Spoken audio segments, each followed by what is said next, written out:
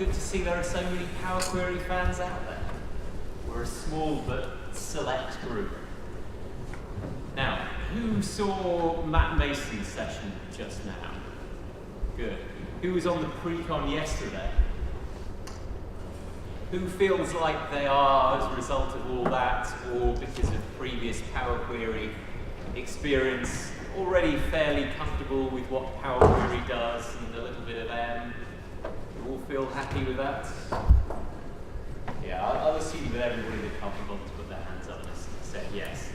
This is not going to be another introduction to Power Query session.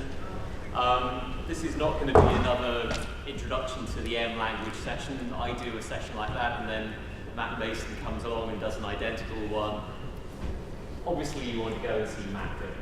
So I was looking for a different angle on Power Query, and I think I've got one. It's got quite a lot of interesting technical stuff, not only for Power Query, but also a little bit of Excel, a little bit of Power Pivot as well. So, first of all, let me introduce myself. My name's Chris, and I am an independent consultant and trainer specializing in traditionally analysis services and MDX, and more recently Power BI, and in particular Power Query.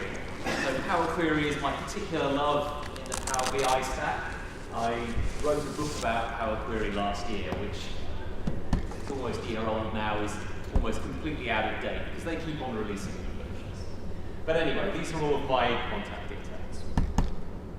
So what are we going to talk about today? Like I said, it's difficult sometimes to find a new angle on Power Query, but I think I've got one here, and I think this is a different way or a different use case for the way that Microsoft perhaps positions Power Query, but I think it's an important and interesting one nonetheless. So I guess all of us here more or less are pretty experienced Microsoft BI professionals, yeah? Yes, yes, come on, a bit more. Yes, thank you. All right, so everybody that has done Microsoft BI will have done a bit of reporting services, right? Yeah. Now, think back to that point early on in your career when you were doing reporting services reports, before you handed all of that rubbish over to the junior consultants. And think about what it was that you were replacing with reporting services. And probably about 9 times out of 10, what you were replacing in reporting services was somebody's custom-built Excel reporting solution, right? Yeah. All cobbled together with bits of VBA and hidden sheets and VLOOKUPs and all kinds of other nastiness. And you're the guy that came along and said, let's do this properly, let's do this in reporting services. And it was painful, wasn't it? Because actually, even though reporting services does what it does, there are those things that you can do in Excel to make things look pretty, that are quite difficult to repeat in reporting services. So what we're going to do in this session is talk about how you could go away and implement that kind of solution back in Excel, but with Power Query, not with all VBA or VLOOKUPs or anything, but building a reporting solution in Power Query inside Excel. And we're going to walk through all of the issues that you're going to encounter while you do that. So we'll talk a little bit about query folding. We will talk a little bit about how to create parameterized queries.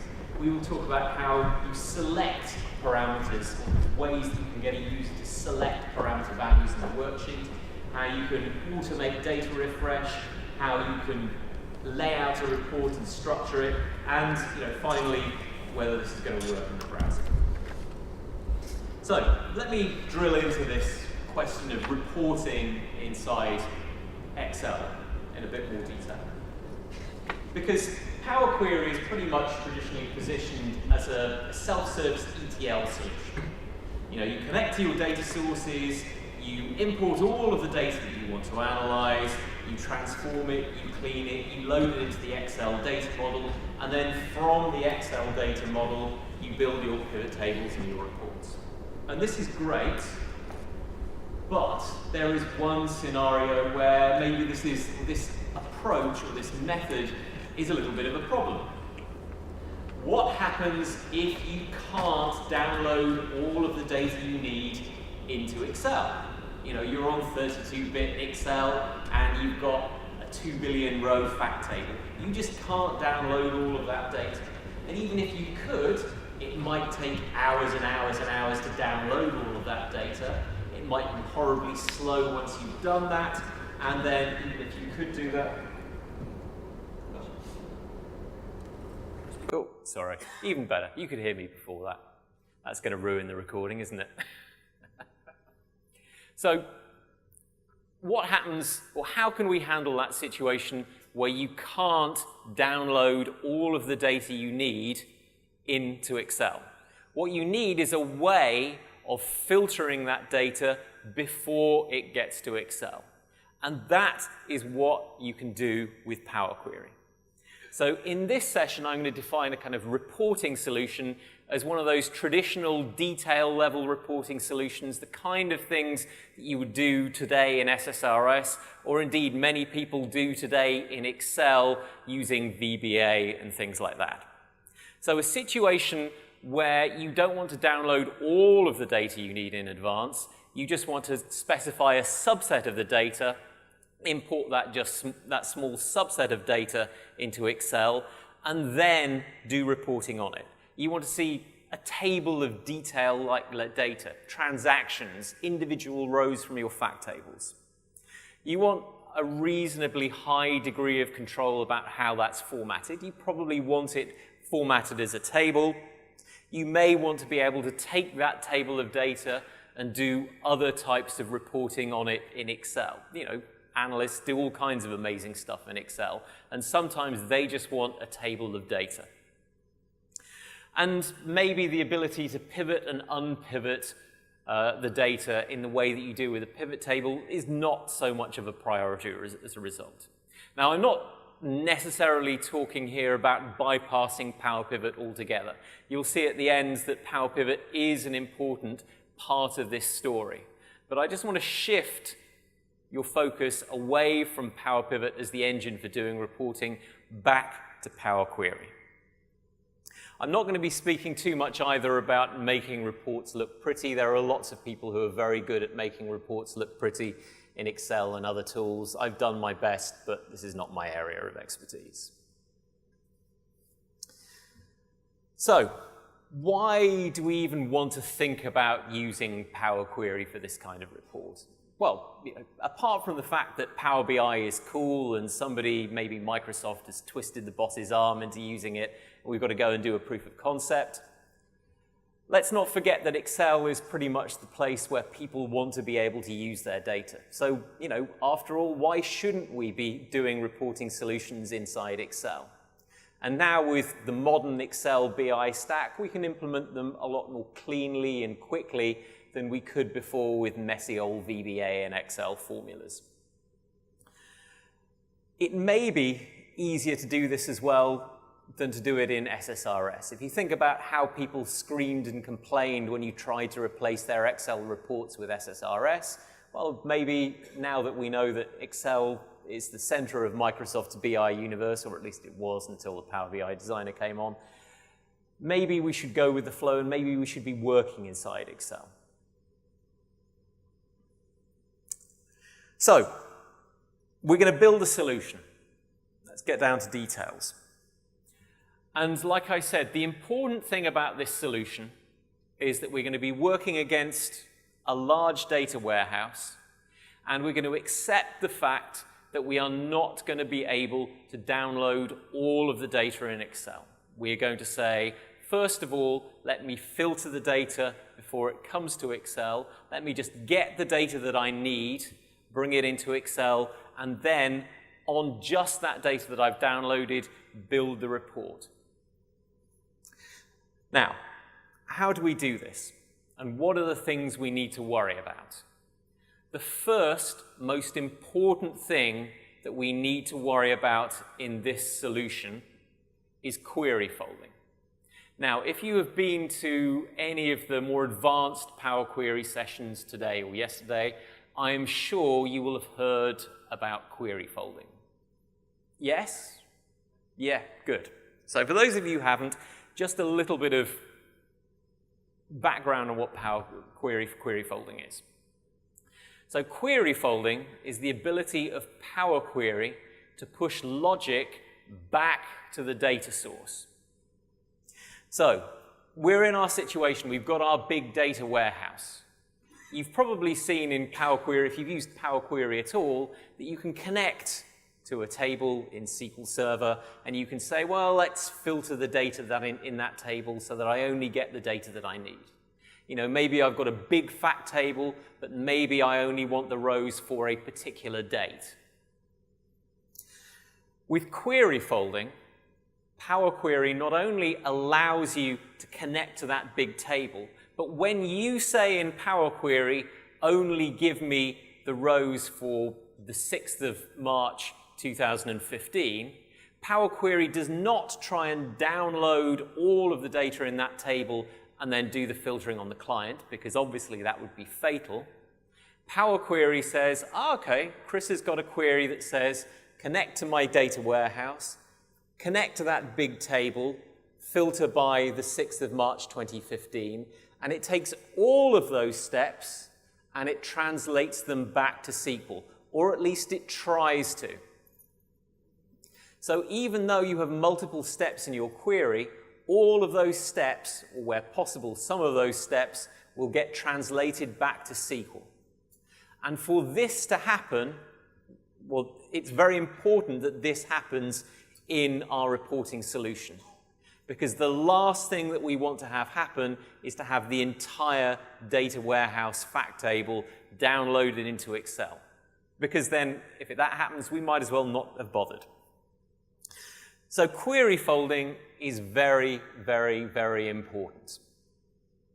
It's going to be important for performance. It's going to be important for this thing to work in the first place.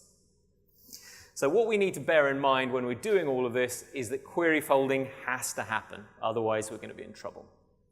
The bad news is that there is no way to know when query folding is taking place in the user interface. And there are lots of things that you can do that will stop query folding taking place altogether. So, what do we need to watch out for? The first important question that we're going to have to deal with when we're building our reporting solution, as far as query folding goes, is which data source are we going to use? Now, query folding doesn't take place for some data sources at all. So for things like a text file, there's no way that you could push filtering back to the text file because there's no database engine to push back to. But query folding will take place for most relational databases and a couple of other data sources like OData data sources and Exchange and a couple of others as well. Now I'm going to be doing all of my examples here on the SQL Server AdventureWorks data warehouse sample. So, how do we connect back to SQL Server? We've got a couple of options. We could use the Power Query UI and just select our table from the UI. We could enter our own SQL. We could even, I guess, use the new ODBC data source. What's important to understand for our reporting point of view is that query folding will only take place if we do everything in the Power Query UI. If we select our table and go through the UI route, it will not work if we specify our own SQL. So let's see that in action. I have got an Excel workbook here. And my first query, I built something like this. So I did Power Query from database, from SQL Server,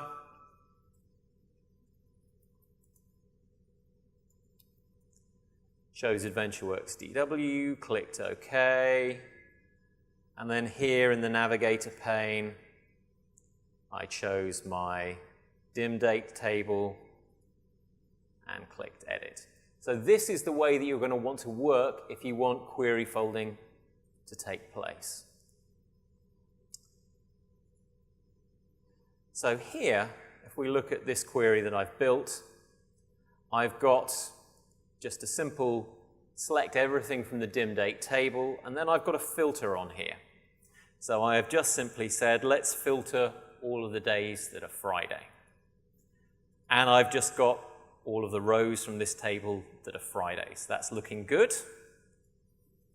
And if I start my profiler trace and I refresh this query, what we will see here in the last SQL that's been run is that I've got a SQL query that gets not only all of the data from the dim date table, but it is being filtered by the day named Friday. Great. Query folding is working. And like I said, the only way to know that query folding is working is to do something like run a profiler trace. Now, let's have a look at this query. This query seems to do the same thing, but I've connected in a different way. And that first step, I have specified a SQL query, select star from dim date. When I refresh this query, and we have a look inside profiler, what do I see? I just see select star from dim date being run. Nothing about filtering on Friday. So even though I've only got rows here where the day is Friday, what Power Query has done is suck down all of the data run by that select statement, and it is filtered on the desktop. Now, in this case, we wouldn't have known any different unless we'd looked in Profiler. But if we were working on a really large table, the difference in performance between these two could be absolutely fatal. So the first thing we have to bear in mind, we need to use the UI. Don't specify your own SQL, unless, of course, you're going to be hitting a stored procedure or something on the server, and you can push all of your logic back to there. So that's the first thing to bear in mind. The second thing is that query folding isn't an all or nothing process. You can have partial query folding taking place, which means that some of your logic can be pushed back to the server, and maybe some of it gets executed on the client. And, you know, we may not be able to push everything back to the server. There are lots of things we can do in Power Query that, you know, you could imagine would be very difficult to translate to SQL, if not downright impossible. What's important is that we get that first filtering logic pushed back to the server. So we need to bear in mind that certain things we can push back, certain things we can't. And the order that we do transformations can be very important as well. So we really care about having that filtering take place on the server in the SQL. So we need to make sure that we don't do other stuff in our query before that filtering takes place. I'll show you an example here.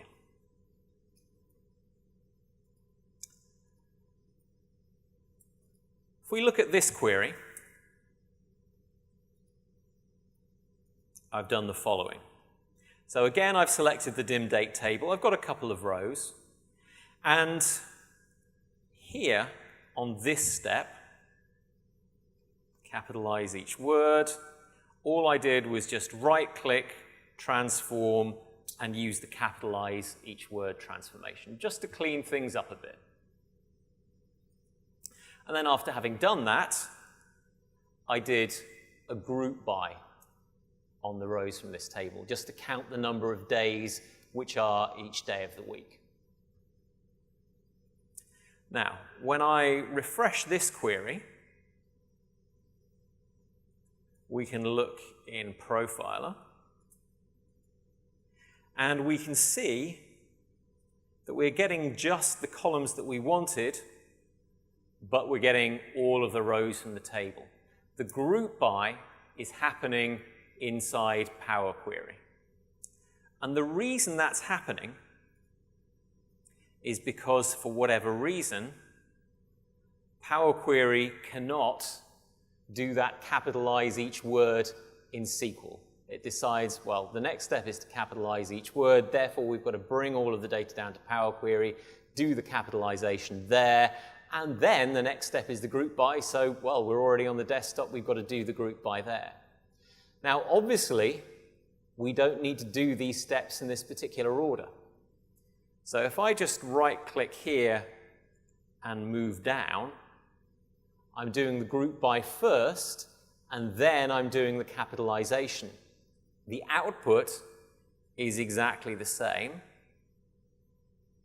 but now, when we look at our query in Power Query, wherever that's gone, you can see that all of a sudden we're doing a group by operation in the SQL that Power Query is generated.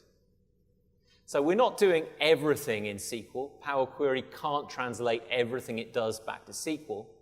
But what we've done here is we've reordered the steps in our query so that Power Query does the important heavy lifting back in SQL on the server, and then we can do a couple of other beautification steps on the client where actually there isn't very much data and we can do it very quickly anyway.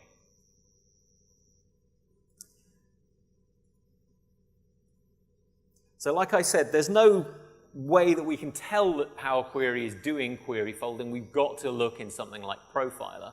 But for everything we do in our reporting solution, we need to check, are we doing something that prevents folding? It's a bit of a pain, but it is vitally important we do that. Bearing all of that in mind, the next thing we need to do is to do that parameterization. So we've got our gigantic fact table. We need a way of passing parameters back to Power Query to say, don't give me all of the rows of that fact table, just give me a certain subset of those rows. Now, there are three techniques that we can use in Power Query to filter a table and make it dynamic. So you can reference the output of one query and another query. You can actually do a join, what's called a merge in Power Query, to merge two tables, or you can use Power Query functions. So let's have a look at these three techniques and see how we can do that parameterization of a Power Query query. So rather than getting everything, just getting a filtered subset of the rows from a big table.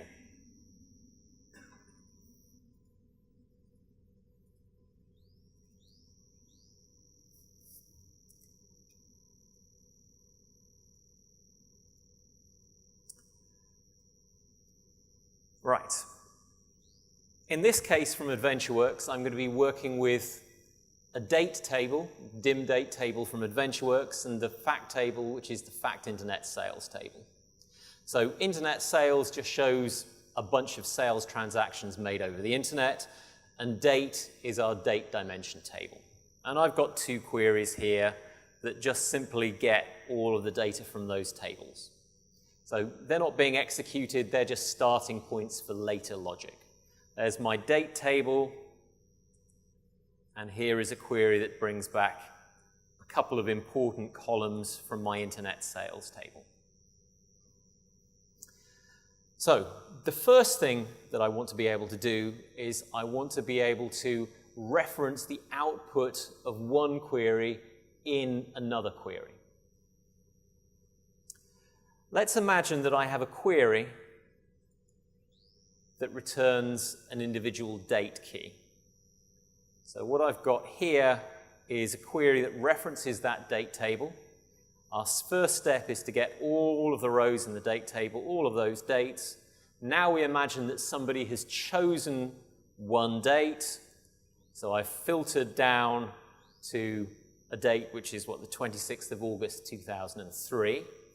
And then the important value that I want is this one, date key.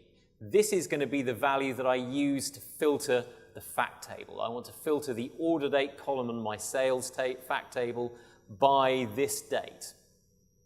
So in order to get just this value, I've right-clicked and drilled down, and that will give me a query that just returns a number.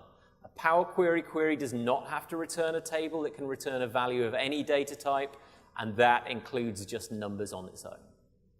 So I've got a query here that returns my date parameter as a value. We won't care yet how we got there in the UI.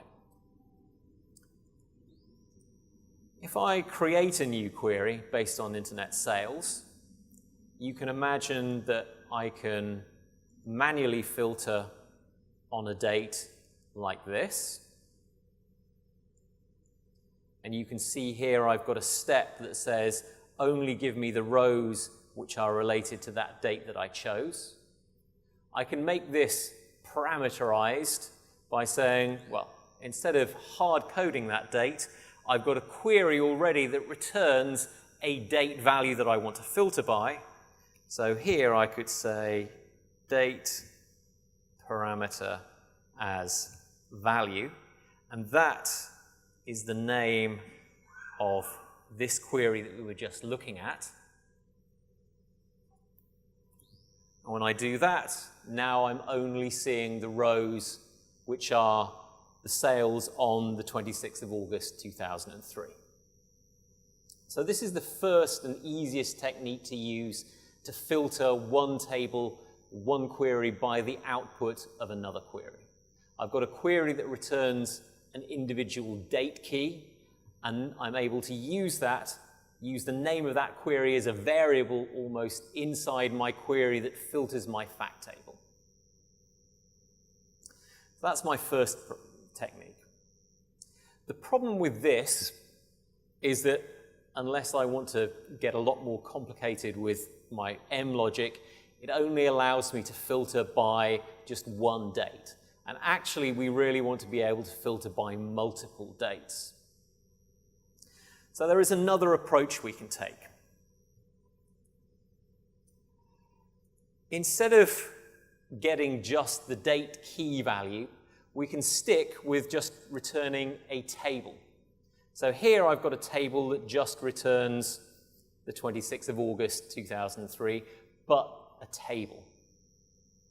And if we were thinking in SQL, we've got two tables. We've got a table containing just one date, and we've got a big fact table. How do we filter the fact table? Well, we can do an inner join. And you can do the same kind of thing in Power Query as well.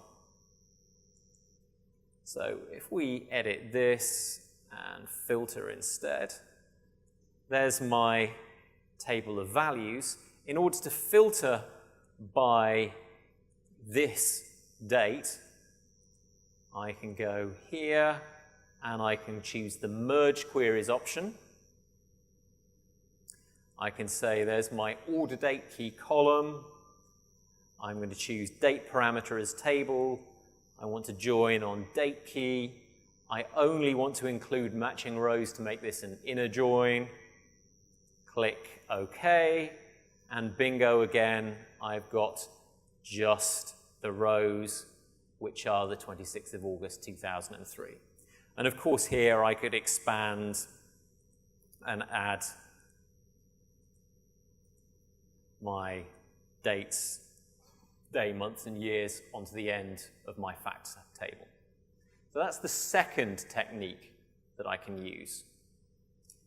The third technique involves Power Query functions. And we can take both of those two previous techniques and rewrite them so that instead of using a query to filter our table, we can create functions that allow us to pass parameters in. So let's have a look at the code for this. So the main body of this query looks very, very similar to the first example for filtering. Just about get that in. So I'm connecting to my internet sales table, and I'm doing a filter on that table where order date key equals filter date. But filter date here is not the output of another query. Filter date is actually a parameter. And this query actually returns a function. So I've created a function here that when I invoke it, I pass in a number which is a date key, and then I can say, let's filter order date key by the number that I pass in. So with this function, I can invoke it, enter a parameter, and let's say 2003-08-26. That's the date key for that particular date we were interested in. Click Run, and now I've got that filtered set of dates. That's a simple example of a function. Again, we want to be able to handle multi-select, so we probably want to be able to do a more complex join. A slightly more M-centric approach here has a function that takes not a number, but a list. I guess you would have seen lists probably in Matt Mason's session just now. A list is just like an array in the Power Query M language. So instead of getting a single filter date, I'm getting a list of filter dates. And then what I'm doing is I'm saying, okay, let's take that list, and in table.selectRows, I'm saying, give me all the rows from my internet sales table where order date key appears in that filter date list. And the good thing about doing this is that when I invoke the function, I get a nice UI in Power Query that says, well, okay, I've got a function that takes a list. I can't actually type a list into a box, but I can interpret all of the columns in a table, in a column, well, sorry, all of the values in a column from another Power Query query in the same workbook as a list of values. So I can say, well, actually, let's choose date parameter as table. Let's choose everything from that date key column. Click OK. And I've passed that value in as a parameter to my new function. And if my original date value parameter table had multiple rows in, I would be filtering by multiple dates now. So there's three techniques that we can use to create effectively parameterized queries. We can refer to the output of a query by name in another query. We can do a merge between two queries like an inner join, and we can use M functions to be able to kind of dynamically filter a table. So we've seen the M techniques that we can use to parameterize.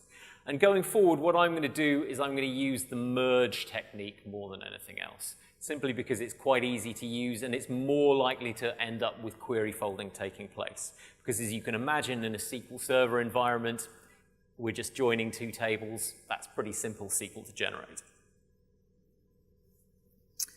The next problem that we're going to run up against is that so far we've seen Power Query queries that return the parameters we want to select. We need to handle the situation, or we need to create something in Excel that allows the end users to select those parameter values. So it's not enough for somebody to write a Power Query query that chooses the selected dates that we want to filter by. We need to let the end user select those dates. So the end user is going to select those dates somewhere inside Excel. We're going to see in a moment some of the more complex, in more detail, the techniques we can use to do that.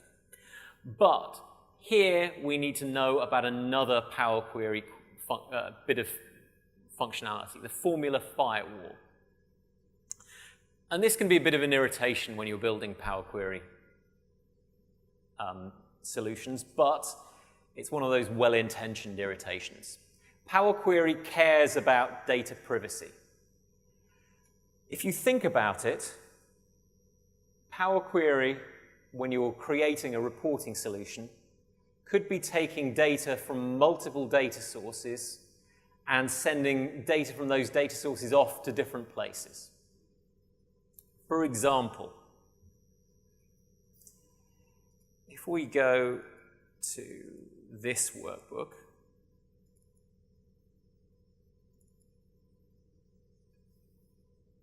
what I've got here is a table in Excel called sum sensitive data. So I could have anything inside my Excel spreadsheet. Here I've got a table with the value 4,000 in it. And what I've got here as well is another query that gets all of the data from internet sales and if I take this query and I say, well, there is my value 4,000. That's a query that gets the data from that table in Excel. Let's pass that value as a parameter to this query so that we can filter the rows in this table by the data returned by this query. That's effectively what we're going to do in our parameterized solution. So let's pretend that we want to show only the rows where sales amount is greater than the number returned or the number entered in this Excel table. So I can do that quite easily by saying, right, let's take sales amount, let's do a number filter greater than 1,000. So that's hard coding my filter threshold. But now, in the way that I've just shown you, let's take some sensitive data and let's hopefully now filter that table where we only see the rows where sales amount is greater than that number 4,000 that somebody entered into an Excel table. When this happens, we get one of those yellow warning boxes. Why is this happening?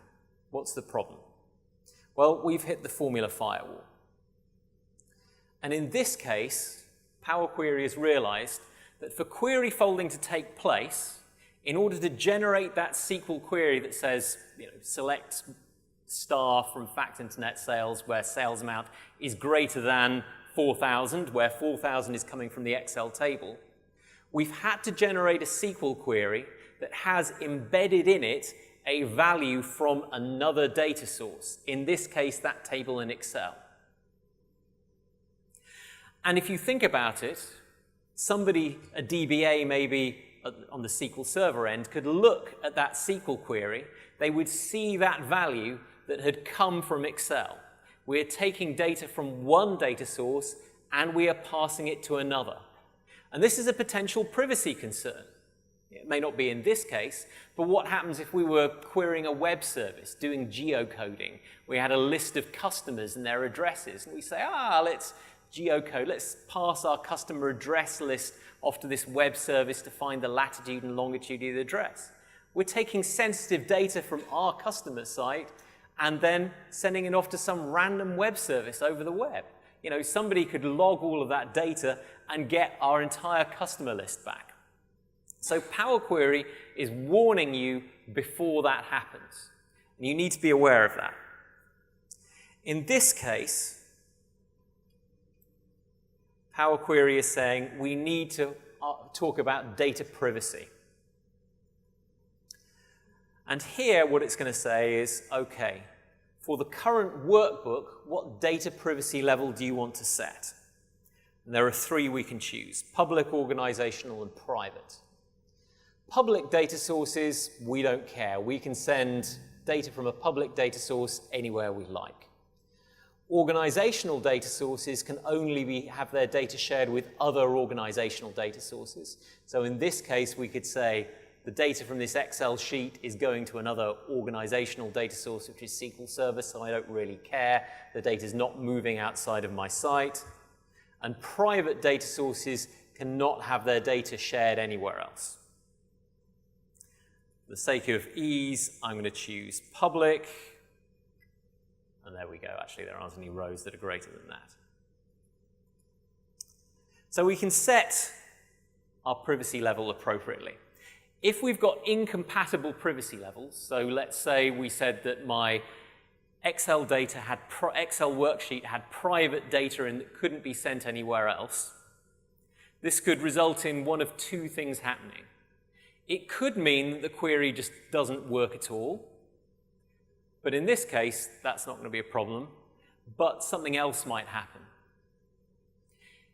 It could stop query folding taking place. Because if we say that the data in our Excel worksheet is private and it cannot travel over to SQL Server, we are saying that actually we can still do the filter, but we've got to get all of the data from our fact table down onto the client, and then we can do the filtering there. We're not passing sensitive data to another data source. So we can simply say, all right, we need to take care of privacy levels, set the privacy levels appropriately. Or we can completely bypass the privacy levels, and this is what you will probably end up doing in most cases, by setting the fast combine option on. So fast combine is something that you can set on data source settings here. No, sorry, workbook settings.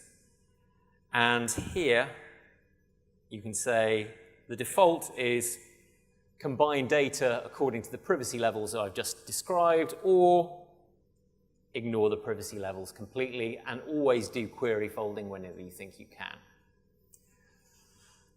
It's tempting, this is the easiest option, but in the real world, if you're working with real data, you probably should think carefully about privacy levels.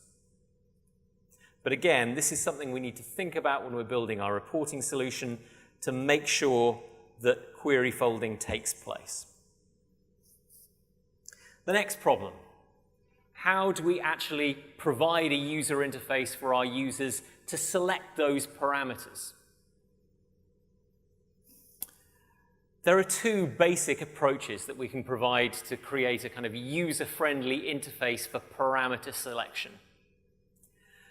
First of all, we can say, kind of what I did just then, let's have the parameter selection inside the Excel worksheet. Let's have a table or a named range containing the parameter selections, and then let's use a Power Query query to read the data from that table or named range, and that will give us a table of all of the selected values for that parameter. And once we've got that table of values, let's combine it, probably using a merge, with all of the data from our fact table so that we use it to filter our fact table. So this is quite easy to set up. It's very flexible. There are a number of different ways of doing it, but it can be relatively easy to break, not least because it's Excel. Your end user may break something, may alter something, they may rename a name or something and do bad things there.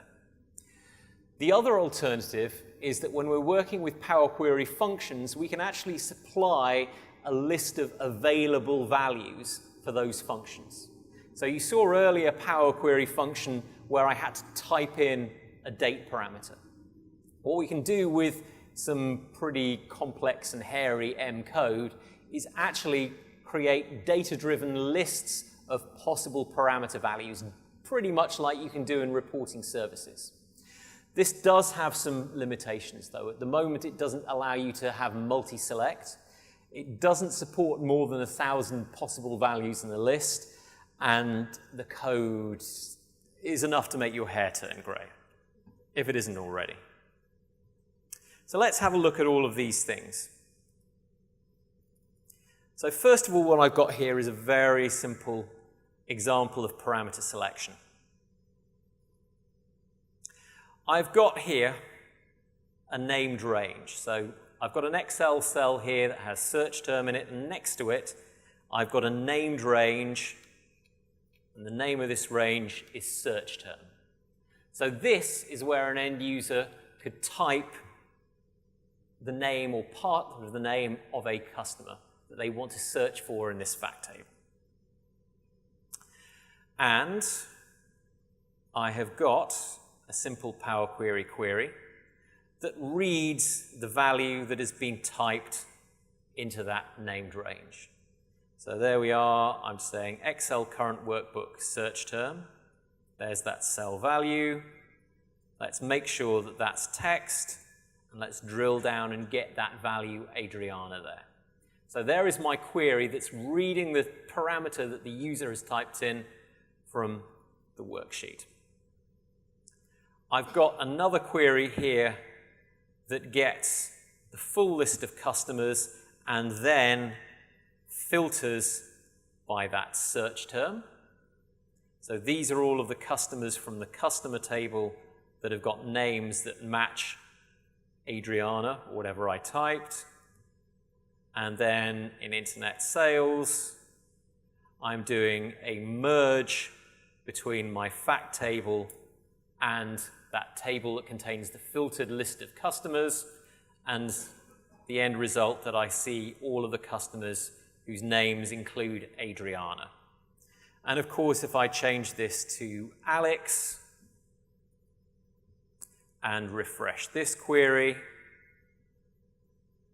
Power Query reads the search term from here in this query, use it to create a filtered list of customers, takes that filtered list of customers, does an inner join on my fact table, and here in my Excel table is a list of all of the customers whose name includes the search string Alex. So this is a simple parameterization example.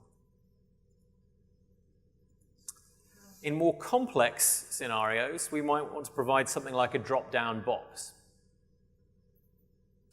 So what I've got here is a process that's similar to the one before, but maybe a little bit more complicated. The first step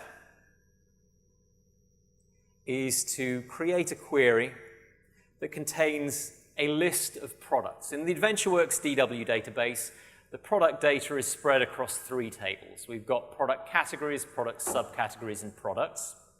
And all I've done in this Power Query query is get all of the data from all of those 3 tables and merge those together. So I've got 1 row for every product, and then for each product, I have the English product category name for that product. So I can choose a product category from here, and I'll get a list of all of the product keys for products in that category. Now here, I've created a query that gets a distinct list of those product category names.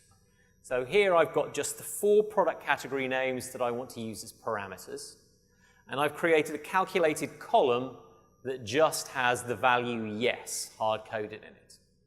And it's this query that I'm going to output to a table in Excel.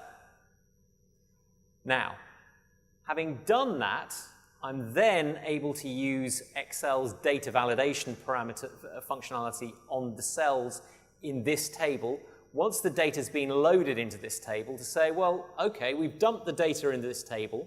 By default, this selected column just contains the value yes, but let's let the user change the values in these columns. Only select yes and no. So I go here, data, data validation, and let's let the user change the values, but let's make sure they can only enter yes or no, and do that using an in-cell drop-down. So here I've selected clothing. I could select clothing and bikes. And this allows the end user, or this provides a user interface to be able to select the product categories the end user is interested in. Once the end user has made this selection, this is an Excel table. We can use an Excel table as a data source for another Power Query query. And I do that here. And then, of course, because I've got a column that contains yes and no, let's filter that so we only get the values from that table where selected is yes. Those are my selected parameters. And once again, I can take that, merge that with my fact table, and I only get the rows from my fact table where I've got sales for clothing. And I can change this. Let's set that to no. Accessories. Refresh. And now I've only got the rows from my fact table that were associated with accessories. So this is a way we could handle multi-select for parameters.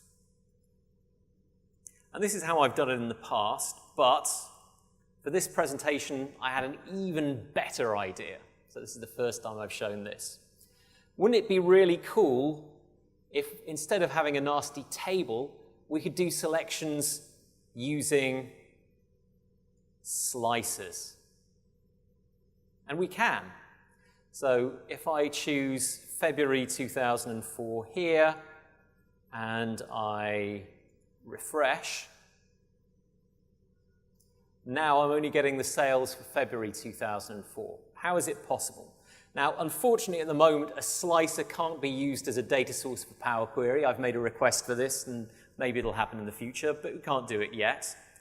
But what I did was I created a query that returns all of my dates, and I put this on my date parameter sheet here as a table. Now, once I've got data in an Excel table, I can put a slicer on it. So I created slicers on the day and month and year column. I selected them, cut them, and pasted them on this sheet. And now, if I choose something from here, like April 2003, you can see that we've got a filtered table. Now, unfortunately, if we use that filtered table just on its own as a data source for Power Query, we will still get all of the rows from the table. So we need to know what's been filtered. But thanks to a nice Excel MVP called Charlie Kidd, who I found on the internet, we can create a calculated column in Excel using an Excel function in that table. And we do using the aggregate function. And that is a calculated column in Excel that will return 1 when the row has been selected and 0 otherwise. And now when we use this table as a data source for Power Query, even though we are getting all of the rows, we now know which rows have been selected because they're the ones with that visible value set to 1. And of course now, that's our parameter table. And that's why when I choose a different year and month, like 2004 January, and I refresh here, I'm getting just the rows back for 2004 January. So this is my new favorite way of handling parameter selection. It's still not perfectly elegant, but I think slices are a really good way of doing that in the UI. The last thing to mention is this Power Query function parameter UI. Now, I'm not going to go into this in too much detail, simply because I think it's just too difficult and too cumbersome to work with. But I've got an example here. I've created a Power Query M function, and this is going to return a filtered set of rows from my internet sales table. And what I'm doing here, if I briefly go through the code, is I connect to my database, get all of the data from the dim date table, and just get a selection of columns from that table. Then I create a basic function that allows me to filter internet sales by a number of days, or a day and or a month and or a year.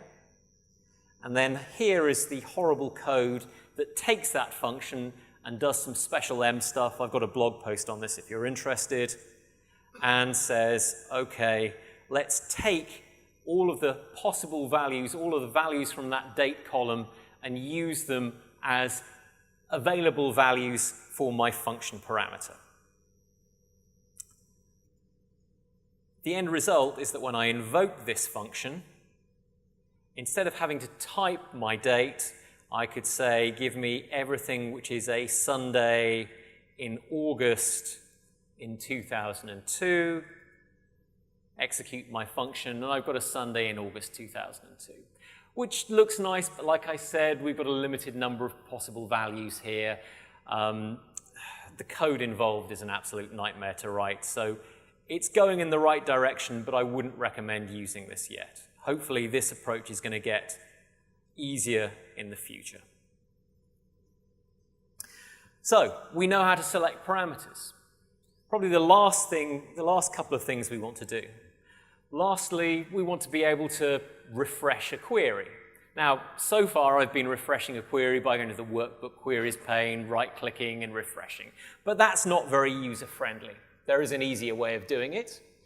Power Query queries are just OLEDB connections like any other OLEDB connection in your Excel workbook. So in order to refresh a query, I don't have to use the Workbook Queries pane. I can go to the connection dialog in Excel, and I can just find the connection there and refresh it. So if I go to Data, Connections, I can refresh a query just by clicking on it here and going Refresh. The Refresh All button works as well. So there's nothing special here. These are just connections like any other. And because I've got a connection like any other, I can record a macro, and now here is my simple search term again. I've recorded a macro, I've put a button on the worksheet, run the query, and there we go. I've got a nice user-friendly way of refreshing my query without the user ever having to worry about what's happening in the background. Last thing. Where do we park the data? Where do we dump the data when we've ended up? So Power Query, as you probably know, can dump the data in one of two destinations. Either an Excel table on the worksheet, and that's what I've been using so far, or you can load it to the Excel data model. Now, it is not a choice between having an Excel table and putting the data in the Excel data model and using a pivot table. Pivot tables have an inherent problem with large amounts of data, especially if you're cross-joining multiple fields on rows or columns, things get slow. But once we've got data into the Excel data model, we can still get a table of data out by running a DAX query against that table. So the choice here is not between using a table and a pivot table. The choice is, do we go directly to a table in the worksheet, or do we load our data to a table in the Excel data model and then get the data out either as a table or as a pivot table or using cube functions? Now, Excel tables are the easy option. They're probably going to give you the fastest data load performance overall. They're very easy to configure. And certainly once you've created an Excel table, you can create calculated columns, you can do formatting and stuff in them. You can even actually create Spark lines in calculated columns if you want. And generally speaking, once you've done all of this stuff, when you refresh your Power Query query, Power Query will not remove all your calculations, but it's a bit flaky. So what I would recommend is instead loading your data to the Excel data. And this will give you the option, like I said, of exposing the data as a table, which is probably what we want to be able to do, or as a pivot table, or through cube functions. And indeed, we can load one chunk of data, and we can have multiple tables and visualizations based on that data. So I think the Excel data model is probably the best place to load your data. So let's see an example of this. This is a kind of finished product example of what we want our reporting solution to look like. It's not so good in this particular resolution, but here I have got a whole bunch of slices that are going to filter my data, and that's using that hidden table approach that I just showed you. So let's get all of the data for Tuesdays in 2003. I've locked the position of these slices so they can't be moved around. I can run my report, but now what's happening is that I'm loading that filtered table of data to a table in the Excel data model. And when I've done that, like I said, I can still get a table of data out by using the following approach.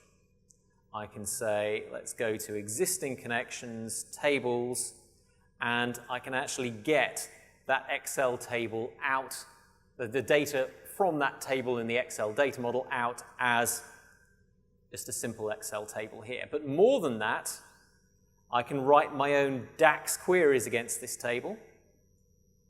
So here I've written a DAX query, and since Marco's in the audience, I'll give a shout out to DAX Studio, which makes it very easy to write DAX queries here. So the cool thing about writing DAX queries is that not only can I get a table of data, but I can create my own DAX calculations in that table. I can also, using roll-up and roll-up group and summarize here, create subtotals in different places. So that's pretty cool. I can also, once I've got that data kind of cached in the Excel data model, I can do a pivot chart on top of that. So there are my selected dates and a summary of the sales there. And also I can say, well, let's get the value of a measure. So here, what I should have showed you is I've got a measure called number of transactions that counts the number of rows in that table. And I've put that value here using a cube value function as just a single cell in my worksheet.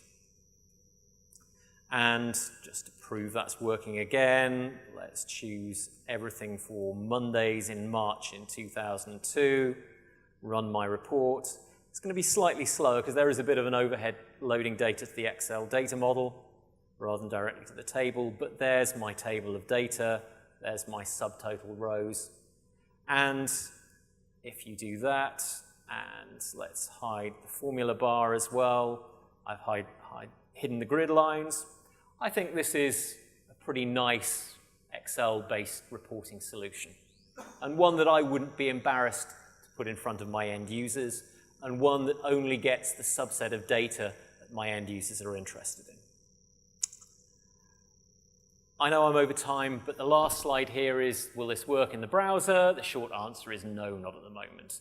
It's not going to work in Excel services because some of this stuff uses VBA. We can't actually use the current worksheet as a data source for Power Query queries when they're loaded up to Office 365. The new Power BI anyway is all about using Power View rather than Excel as the front end. So all of those tricks with tables and named ranges as data sources won't work at the moment. The Power Query team are aware of this, so hopefully this is something that's going to change. So hopefully in the future, when Power Query gets a bit more mature, we will get the functionality we need to create these kind of solutions inside the Power BI dashboard designer. But at the moment, this is a purely desktop-based solution. And that brings me to the end. Thank you for listening. And if you've got any questions, feel free to come and ask me. Thank you.